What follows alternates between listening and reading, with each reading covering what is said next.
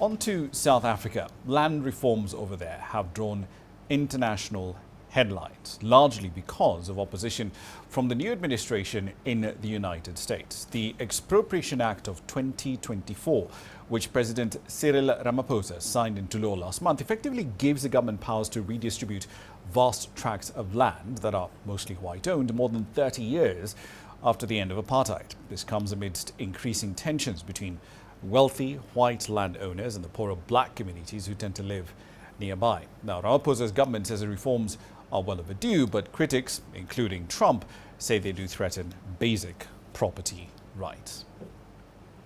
Now, for context, US President Donald Trump has signed an executive order effectively cutting US aid to South Africa. That happened over the weekend. The United States had allocated nearly $440 million in assistance to South Africa in 2023, according to the most recent available data from the United States government. Now then, let's get into a bit of analysis on this. Dawie Roodt is the Chief Economist and Director at Efficient Group, is joining us now live on the program. So Dawie, let's start with trying to game out what might happen down the line from an economic perspective. Let's assume that the US does cut AGOA market access for South African exports to the country and then adds tariffs on top of that, like the 25% rate on steel and aluminium, which we're seeing in effect from today. What impact would that have on the South African economy? Good evening to you. Well, AGOA is not really going to have that much of an impact, or maybe it will, depending on how you look at it, because the South African economy is hardly growing. I expect economic growth of about 1.5% this year.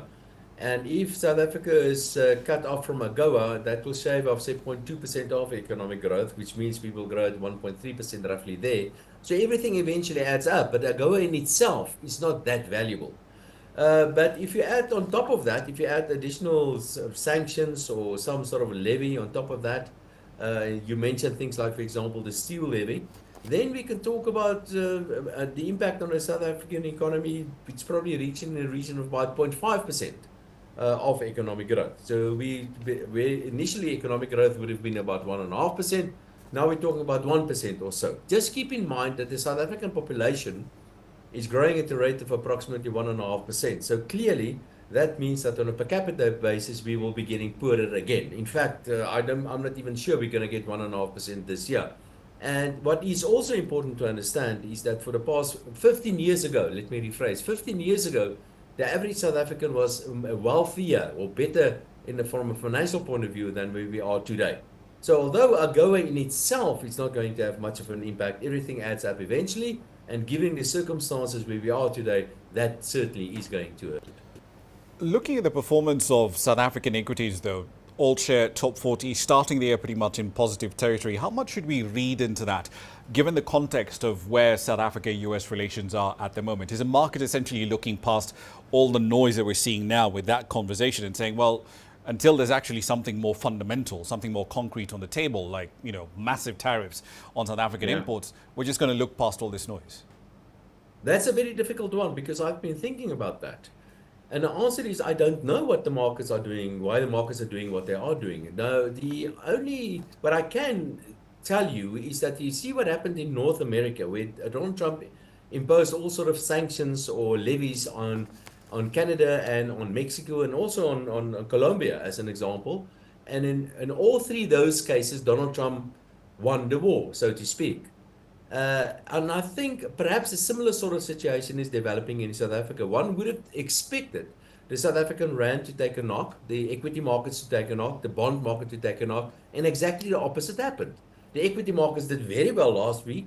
The rand is actually much more stronger. The bond market is stronger. So why is that? While we see this increase in tension between South Africa and the United States. And the only conclusion I can come to is that the financial markets are discounting the possibility that eventually the South African government will bend the knee before Donald Trump. And that's the only reason I can think of. Because if you pile this kind of pressure on a country, one would have expected, and remember, South Africa is a tiny economy compared to the United States, and one would have expected the rand to tank, actually, the currency and the equity markets and the financial markets. That did not happen. So all I can think of is that the financial markets reckon that this fight is going to go Donald Trump's way. So let's talk about FDI though, because FDI inflows from the US into South Africa, those are around $7.5 billion in 2022. In a sort of adversarial future relationship between South Africa and the United States, how do you think that's going to play out?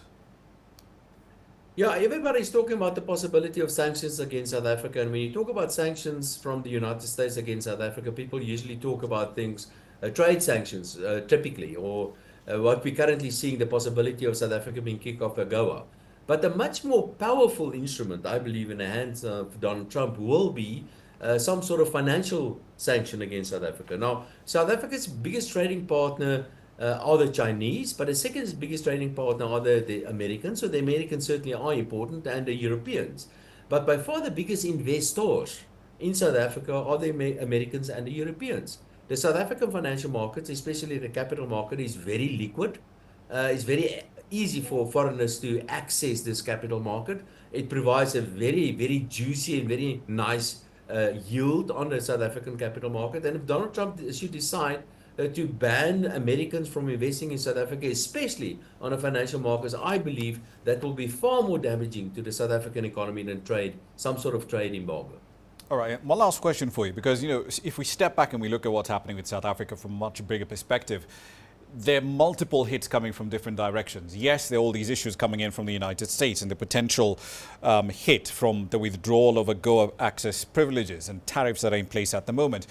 But how should the Department of Trade team, with Park Stow leading that unit, how should they be thinking about the response, not just to the US, but also to the European Union? Because they've got these carbon border adjustment mechanism in place, and the tariffs on that should start kicking in from next year. Yeah, well, that's the last question, and I'm afraid that's a very long answer to that. Let me try to see if I can make it short. I think the short answer to this is the approach that South Africa should take is to try to be friendly with everybody, try to open and to maintain trade relations with all countries in the world, and do not take sides. I think that's the best approach. Unfortunately, if you look at the way that our political leaders are approaching this current conflict between the United States and South Africa, that is not always the kind of message that we are sending.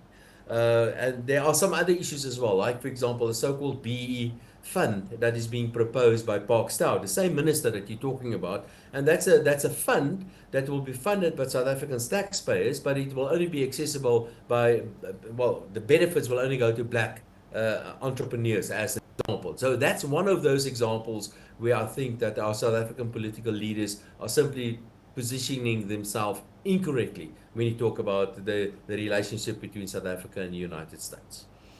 All right, then we'll leave it there for the time being and see how this plays out. Certainly have plenty of content to talk about on this particular topic, but we'll leave it there for the time being. Dawie Roodt, the Chief Economist and Director at Efficient Group, joining us there live on the program.